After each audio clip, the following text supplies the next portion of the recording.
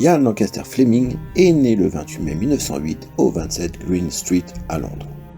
Mais c'est à Brazier Park, un luxueux manoir du XVIIe siècle, tout près d'Oxford, qu'il passa sa petite enfance. La demeure familiale trône au beau milieu de la campagne anglaise. Ses façades en pierre nue assorties de créneaux, de fenêtres en ogive et d'arches en arc brisé lui donnent un petit air de château fort médiéval. En ces lieux, nul ne serait surpris d'y croiser un chevalier en armure, l'ombre d'une princesse à sauver ou encore le fantôme du roi Arthur. L'immense jardin, quant à lui, n'est pas en reste. L'endroit est un lieu d'exaltation pour les jeunes enfants, imaginant dans les bois des chasses au trésor, des guerres entre les cow-boys et les Indiens ou des explorations en contrées sauvages. Les frères Fleming, comme les enfants perdus de Peter Pan, sont alors dans l'endroit idéal pour assouvir leur goût des jeux et des histoires. Cependant, les deux aînés, Ian et Peter, sont particulièrement agités. Ils ne rêvent que d'aventure et de voyage, mais surtout, ils passent leur temps à se disputer et à rivaliser pour obtenir l'attention de leurs parents.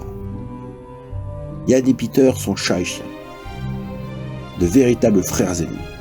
Ils se chamaillent en permanence.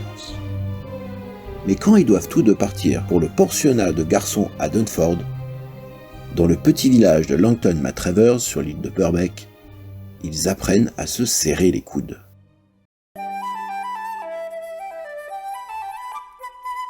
En vérité, l'île de Purbeck n'en est pas vraiment une. Il s'agit d'une des terres au sud de l'Angleterre, dont les côtes millénaires sont constellées de traces de pattes de dinosaures et de fossiles marins en tout genre. L'endroit fut également jadis une terre de piraterie et de contrebande. L'école de Dunford étant quant à elle un ensemble de bâtisses prénommées le Petit Manoir qui servait d'endroit de stockage pour tout leur butin. Si le passé du lieu est tout à fait bucolique, teinté de rêverie et d'imaginaire, et que le paysage côtier est magnifique avec ses grandes prairies et ses falaises de calcaire, il s'avère que Dunford fut, pour certains élèves, un véritable enfer sur terre.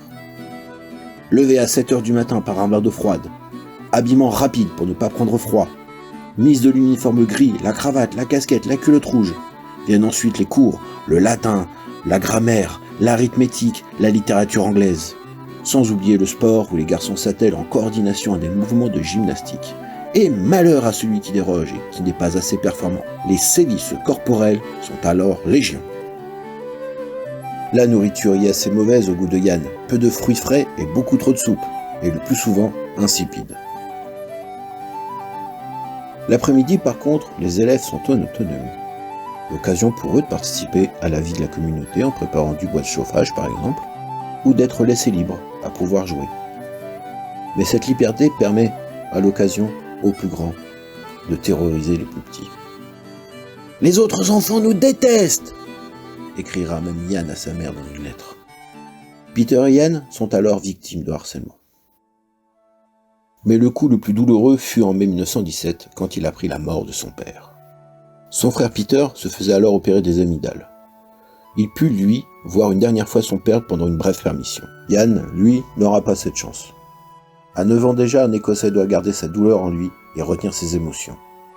Pas question de montrer une seule larme en face de ses petits camarades. Ce sont là les consignes du chef d'établissement. Le directeur Tom Pellett, dit Tippy, a été décrit par certains élèves comme un véritable tyran contre les enfants qui se plaindraient et succomberaient à l'émotivité. En réalité, l'école ressemble à première vue à un bagne, mais il se trouve qu'il s'agit d'une des institutions progressistes les plus cotées du Royaume-Uni. Des enfants de grandes familles, des têtes couronnées comme le futur roi du Siam, ou de la noblesse européenne, des futurs barons, des futurs comtes, y apprennent à devenir de véritables petits gentlemen et se préparent aux grandes écoles comme Eton ou Cambridge.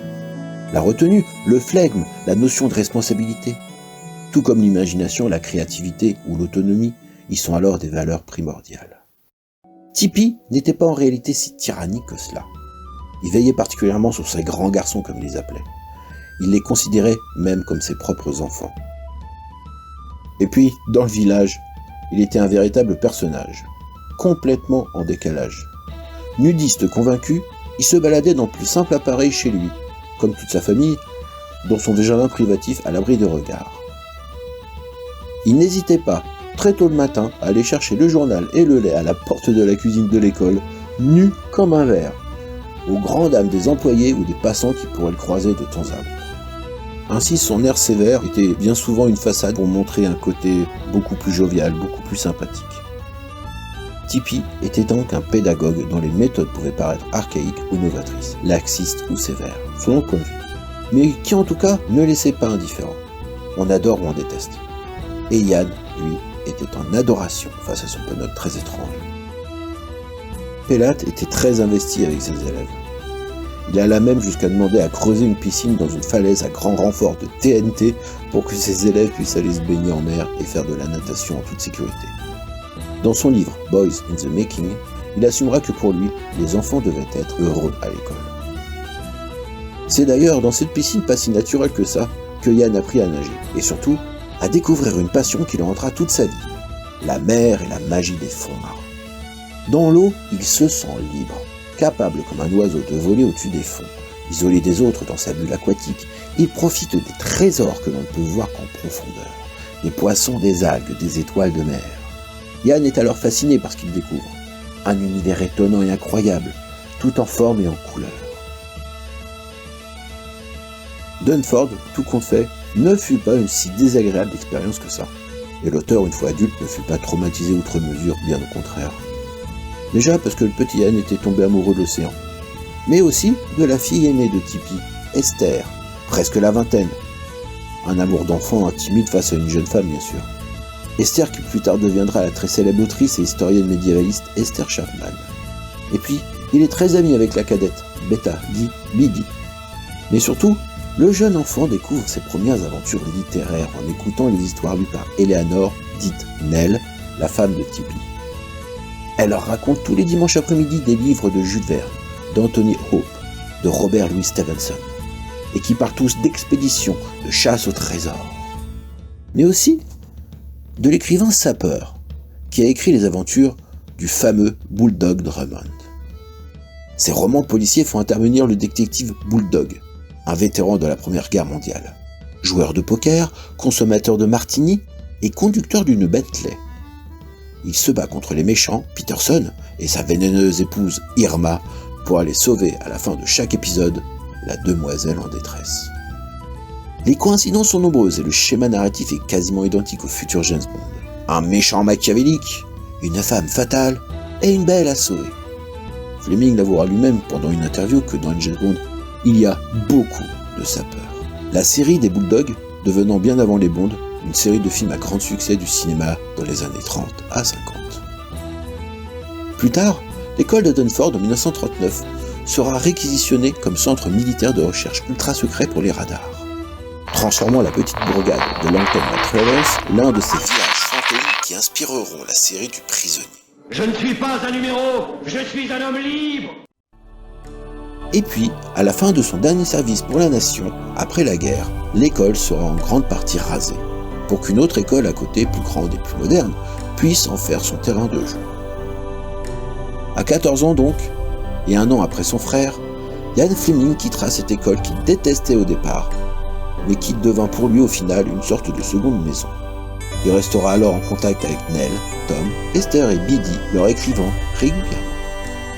Il est à noter que cette région de Purbeck était également le fief d'une famille d'aristocrates et de baronnets, de nobles, qui vivaient juste à quelques kilomètres de là, et dont la devise familiale était, et est encore, le monde ne suffit pas.